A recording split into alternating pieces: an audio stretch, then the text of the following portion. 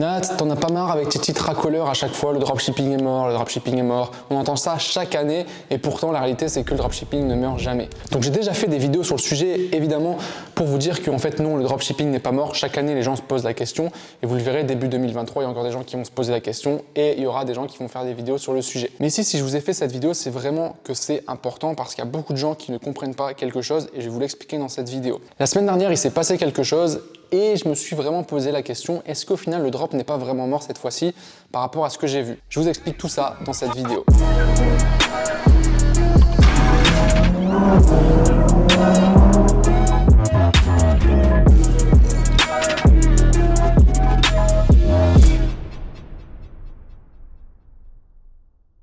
Salut à toi et bienvenue dans cette nouvelle vidéo. Comme d'habitude, je vais t'inviter tout de suite à mettre un like. Si jamais à la fin de la vidéo, tu n'as pas aimé la vidéo, il y a une garantie. Tu pourras simplement enlever ton like, donc il n'y a pas de souci. Et si jamais tu n'es pas encore abonné, je t'invite à le faire pour ne pas manquer les prochaines vidéos. Si tu as envie de lancer ta boutique en dropshipping, je t'ai fait une formation 100% gratuite où je te montre comment créer ta boutique Shopify en moins d'une heure. C'est le premier lien en description, tu as juste à cliquer. C'est 100% gratuit. Donc profites-en, je te montre de A à Z comment créer ta boutique pour que tu puisses ensuite avoir tes premiers clients qui puissent acheter sur ta boutique. Maintenant, on va passer au sujet de la vidéo. J'ai décidé de vous faire cette vidéo parce qu'en fait, la semaine dernière, je me suis baladé à Action. Je devais acheter quelques trucs en urgence, des Tupperware si vous voulez tout savoir. Et en fait, pendant que je me baladais dans les rayons, je suis tombé sur quelque chose qui m'a, on va dire, pas choqué, mais quand même impacté. Je suis tombé sur ça. Donc ça, c'est la photo du produit anti-moustique. Et si vous regardez bien, c'est un produit que vous connaissez très certainement. D'ailleurs, chez Action, il y a plein de produits, entre guillemets, produits gagnants de dropshipping. Donc ça montre bien que c'est des produits gagnants sur lesquels il y a des gens qui achètent. Mais si vous regardez bien, en fait, regardez au niveau du prix. On est sur un tarif de 6 €, ce qui est vraiment ridicule et très très bas. Par comparaison, le produit sur AliExpress, il est entre 8 et 9 €. Donc, comment c'est possible que Action vende le produit moins cher qu'AliExpress? On pourrait même se dire moins cher qu'un fournisseur. Alors, c'est pas tout à fait vrai. À mon avis, Action font simplement énormément de volume. Donc, ils doivent faire forcément des tout petites marges. Mais leur but, c'est pas de faire une marge comme nous sur un seul produit. C'est de le faire vraiment sur du volume et sur plein de produits. Donc, ils ont une stratégie totalement différente. C'est pour ça qu'on ne peut pas vraiment comparer. Mais quand j'ai vu ça, je me suis dit, mais attends, est-ce que ça serait pas vraiment la fin du dropshipping? Parce que si on commence à retrouver les produits que nous, on vend dans des magasins 3, 4, 5 fois moins cher que ce qu'on vend sur nos boutiques, comment on va faire? Et je sais qu'il y a plein de gens qui se posent la question vu qu'on me l'a déjà posé. Et en fait, la vérité, c'est que si tu penses comme ça, en fait, tu penses comme le dropshipper de 2017. Pourquoi de 2017? Tout simplement parce qu'en 2017, c'était super facile de faire du dropshipping. Tu n'avais pas forcément besoin de grandes compétences en marketing, tu n'avais pas besoin de connaître ton client. Il suffisait de prendre des produits, typiquement comme ce produit, tu faisais une boutique assez rapidement, tu faisais une publicité très très simple, très basique, t'envoyais et tu faisais des ventes. Tout simplement pourquoi? Parce que le produit était nouveau et les gens n'avaient pas l'habitude de voir ce genre de produit, les gens n'avaient pas l'habitude d'avoir des pubs sur les réseaux sociaux, notamment Facebook à l'époque. Il y avait beaucoup moins de concurrence, donc la pub coûtait moins cher, donc c'était très facile d'être rentable. Et on pouvait vendre ce produit facilement à 30 € sans avoir de soucis. Sauf qu'aujourd'hui, on se dit, mais si je vends le même produit 30 €, bah, le client, en fait, il va aller chez Action ou dans un autre magasin pour l'acheter 6 €. Il n'est pas bête, le client, effectivement. Sauf que la différence entre un dropshipper de 2017 et un dropshipper de 2022 qui ne fait pas d'argent et un dropshipper de 2022 de maintenant, ou un e-commerçant qui fait de l'argent, c'est qu'en fait, ton rôle n'est pas simplement de prendre un produit et de le revendre. C'est pas ça ton rôle. Ton rôle, c'est de créer un marketing, c'est d'apporter une valeur supplémentaire au niveau de ton produit. C'est ça ton vrai travail. Et aujourd'hui, en fait, c'est que si tu ne fais pas ça, ça ne marche plus. Les années précédentes, tu pouvais le faire, tu arrivais quand même à vendre. Aujourd'hui, si tu ne le fais pas, tu as 0,01% de chance que ça fonctionne.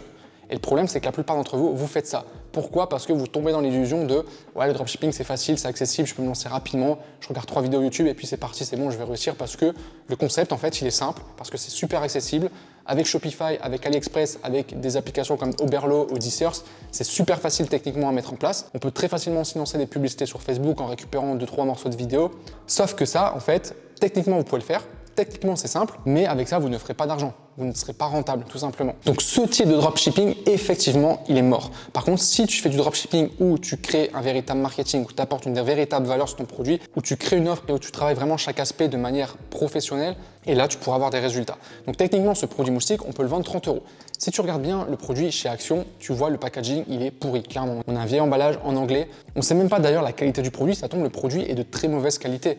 Donc toi, tu peux avoir le même produit chez un autre fournisseur un peu plus cher, mais peut-être que la qualité vraiment intrinsèque du produit, elle va être différente, elle va être meilleure. Donc il faut faire attention aussi à ça. Et pareil, quand tu achètes le produit chez Action, il n'y a aucun marketing, il n'y a aucune émotion, il n'y a rien qui met le produit en avant, il est juste posé là avec le prix, c'est tout.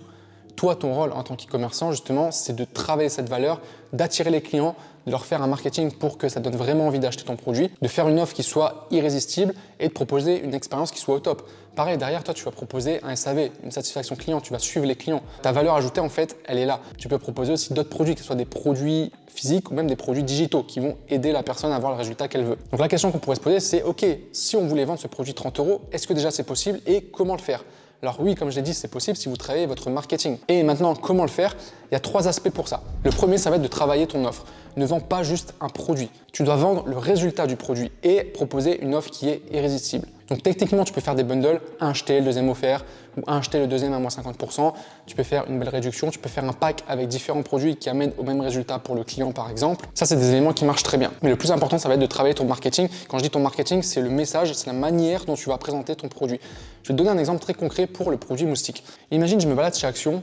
Donc voilà, je ne vais pas forcément à Action pour acheter le produit moustique, je vais acheter autre chose, puis je me balade et je vois le produit anti-moustique. Et voilà, on est en période d'été, je sais qu'il y a des moustiques, etc. Je vois le produit, je me dis, ouais, 6 €, bon allez, c'est sympa, je le prends. Et effectivement, le simple fait que le produit soit pas cher et que je me dis, ouais, ça sera peut-être utile parce qu'il y aura peut-être des moustiques chez moi, ok, je le prends. Si le produit est à 30 €, je le prendrai pas parce que j'ai pas besoin immédiatement du produit. Et en fait, ton rôle en tant que marketeur, c'est de trouver les personnes qui ont réellement le besoin auquel ton produit répond, de leur montrer que effectivement ils ont un énorme besoin et d'appuyer dessus pour ensuite leur proposer ta solution, ton produit. Donc maintenant, si on change un peu les règles, imagine, tu as une famille qui part en camping. Donc ils ont 2 semaines de vacances d'été, les 2 seules semaines de vacances. Je sais, c'est triste, mais pour la plupart des gens, malheureusement, c'est comme ça. Ils partent en camping et en fait, première nuit, ils arrivent et il y a des moustiques partout. Donc c'est un couple, ils ont 2 enfants, ils sont chacun dans leur chambre. En plein milieu de la nuit, ils se font attaquer par des moustiques et ils n'ont pas de solution pour ça. Il y a un enfant en bas âge notamment qui se fait piquer, donc il se gratte, etc. Il pleure. Les parents ne ferment pas un œil de la nuit. Ils sont ultra frustrés. Ils commencent très mal leurs vacances. Imaginez s'ils passent 2 semaines comme ça, totalement pourris, ça va littéralement gâcher leur journée et ça va gâcher leurs vacances. Donc là, on passe d'un simple problème où ouais, il y a des moustiques et puis on peut mettre un produit pour tuer les moustiques à un réel besoin, une réelle douleur, une réelle frustration où en fait, les gens, ça leur gâche leurs vacances. Sachant qu'ils en ont compte 2 semaines par an, donc ils ne peuvent pas se le permettre. Imagine que ce que je viens de te dire ici, tu arrives à le transmettre au client type qui a parfaitement besoin de ton produit, donc mettre ce produit en face des bonnes personnes qui ont vraiment la frustration. Tu leur mets le produit à 30 €, les gens, ils achètent tout de suite. Pourquoi? Parce que la frustration est tellement grande qu'ils ont besoin de la solution tout de suite et seront prêts à payer cher. C'est aussi simple que ça. Donc en fonction de la personne que tu vas cibler, en fonction du message que tu vas transmettre, ça va être totalement différent. Ton travail principal, c'est ça en fait. Donc c'est pour ça que tu vas travailler ton offre et ton message. Ensuite, au niveau de ton site, ça va être la présentation de ton offre. Rien que les photos et les vidéos, le fait de faire toi-même tes propres contenus, ça fera une grande différence. Encore une fois, tu arrives chez Action, le produit est à 6 €, tu as une vieille boîte. Tu vois pas vraiment le produit, tu n'arrives pas à le visualiser, il n'y a rien qui te donne vraiment envie. Si tu arrives sur un beau site où tu as des très belles photos qui montrent l'utilisation du produit, qui permet à la personne de se projeter, tout de suite, c'est beaucoup plus intéressant. Donc là-dessus, encore une fois, tu te démarques. C'est pour ça que j'invite toutes les personnes qui font du e-commerce à chaque fois commander le produit et à faire eux-mêmes leurs propres photos et leurs propres vidéos, même leur propre contenu pour les publicités. Ensuite, tu peux travailler également ton packaging. Rien que le packaging permet d'avoir une meilleure expérience pour le client. Alors quand tu démarres et que tu veux tester ton projet en dropshipping, comme tu ne fais pas de stock, tu vas pas forcément pouvoir faire un packaging dès le départ. C'est pas grave, tu peux faire ce qu'on appelle un mock-up. Un mock-up, c'est une sorte de dessin où en fait tu vas simuler un packaging, tu vas mettre en photo sur ton site. Si c'est pas exactement le packaging que va recevoir le client, c'est pas très gênant au départ. Encore une fois, tu es en phase de test. Une fois que tu vendras, là tu pourras faire du stock et faire un vrai packaging. Et aujourd'hui, il existe même des solutions pour lesquelles tu peux faire ton packaging sans avoir besoin de faire du stock. Je pense notamment à CJ Dropshipping. Ensuite, autre élément à travailler sur ton site, ça va être ton copywriting. Là, on va parler de la description de ta fiche produit. Donc littéralement, tu vas pas juste dire ce produit permet de tuer les moustiques, passer un super été, etc. Repense à l'histoire que je t'ai donnée juste avant avec la famille au camping. Si tu arrives à expliquer ça pour ta cible, à montrer vraiment la frustration, donc en général, tu vas parler du problème, tu vas insister dessus, montrer que c'est une vraie douleur. La personne qui va le lire via les émotions, elle va se dire « Ah ouais, il me faut absolument la solution ». Et ensuite, tu proposes ta solution, ton produit, avec, comme on l'a vu, une belle offre, avec un bundle, un cadeau offert, ça peut être un e-book supplémentaire, etc. À ce moment-là, tu auras beaucoup plus de chances de convertir la personne parce que tu lui montres très clairement que ton produit, c'est la solution pour son problème. Et en fait, elle n'aura pas d'autre choix que de l'acheter parce qu'elle se dira « Mais oui, ça, c'est la solution idéale pour moi, il me le faut absolument ». Tu rajoutes à ça quelques leviers marketing comme de l'urgence, du stock limité, une offre limitée dans le temps, des avis clients aussi pour la preuve sociale, une garantie 100% satisfait ou remboursé. Si jamais la personne n'est pas satisfaite, tu la rembourses sans poser de questions. Et c'est en mettant tous ces éléments en place que tu verras vraiment une vraie différence et tu seras rentable. On a vu l'offre et le message, on a vu le site. Troisième élément, ça va être ta publicité. Encore une fois, arrêtez de prendre des morceaux de vidéos sur Internet pour faire vos publicités. Ça peut fonctionner dans certains cas, mais dans la plupart des cas, ça ne marchera pas. Vous ferez peut-être des ventes, mais vous ne serez pas rentable. Je vais toujours vous encourager à faire vous-même vos propres contenus. Ça ne veut pas dire se transformer en Steven Spielberg et en faire des vidéos de ouf comme on peut voir à la télé. Vous pouvez faire des vidéos très simples, des vidéos de type UGC par exemple, où vous montrez simplement le produit en action. Il faut juste être un petit peu créatif. Avec un simple smartphone, vous avez le matériel nécessaire pour faire ce genre de contenu et vous pouvez les poster. Aujourd'hui, avec TikTok, en plus, vous avez plein d'exemples de contenus que vous pouvez poster par rapport à des produits. Il suffit d'aller sur TikTok et vous verrez, il y a plein de produits qui sont mis en avant. Donc aujourd'hui, c'est pas compliqué de faire une bonne publicité.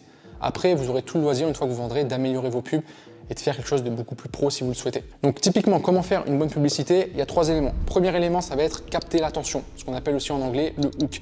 L'idée, ça va être d'avoir un élément assez choc pour que la personne soit captée. Parce qu'il ne faut pas oublier qu'elle se balade en général sur un feed, que ce soit sur Facebook, Instagram, Snapchat ou même TikTok.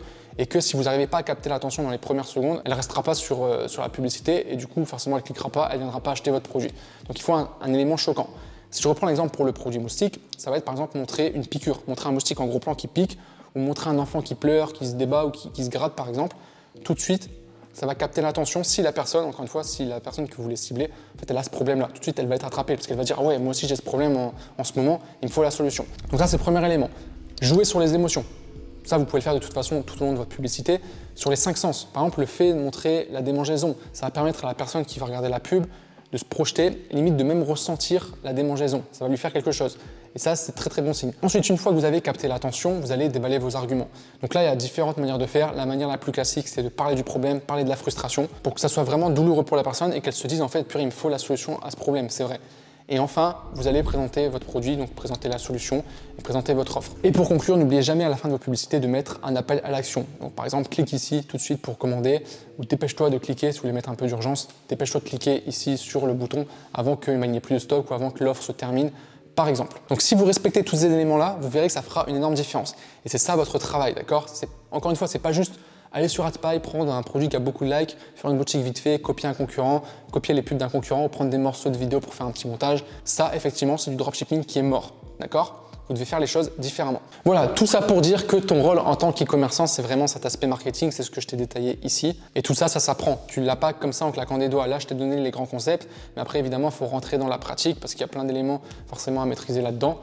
Et ça, forcément, tu dois te former là-dessus, tu dois apprendre les compétences. Et ne crois surtout pas que ça va être des hacks, la nouvelle plateforme à la mode, TikTok ou Pinterest, ou des hacks sur Facebook, où quand tu vas faire ta pub, il faut cocher telle case, etc., qui vont faire la différence. Non, ce qui fait que tu vas vendre et que tu vas gagner de l'argent, c'est simplement le fait d'avoir des bons fondamentaux en marketing. C'est ce que je t'ai expliqué juste avant. C'est ça le plus important. Après, les hacks, etc., ça peut te booster, ça peut t'aider, c'est sûr. Mais si tu te bases que sur les hacks, en fait, tu n'auras jamais un business stable et tu n'as pas les fondamentaux. En fait, il faut faire les choses dans l'ordre. Quand tu construis ta maison, tu poses d'abord les fondations. Tu ne commences pas à poser un mur et puis mettre direct la toiture, parce que sinon, c'est un peu bancal. Même si tu as le meilleur outil pour poser le meilleur toit possible, si tu n'as pas les fondations, en fait, ça ne sert à rien. Donc, les meilleurs outils, les stratégies, les techniques, etc., ça représente peut-être 20%, je dirais même aller 10% du travail, mais les 90% qui vont vraiment faire la différence, c'est 1, comprendre ton client et ses besoins, et 2, être capable de lui présenter un produit qui est vraiment la solution pour lui avec tous les aspects marketing dont je t'ai parlé dans cette vidéo. Bah écoute, un grand merci à toi d'avoir regardé la vidéo jusqu'au bout. Si tu l'as apprécié, n'hésite pas à commenter, à me laisser un commentaire pour me donner ton avis. Si tu n'as pas aimé la vidéo, tu peux maintenant enlever ton like, c'est toi qui décides. Et puis sur ce, je te dis à très bientôt pour une prochaine vidéo. Ciao!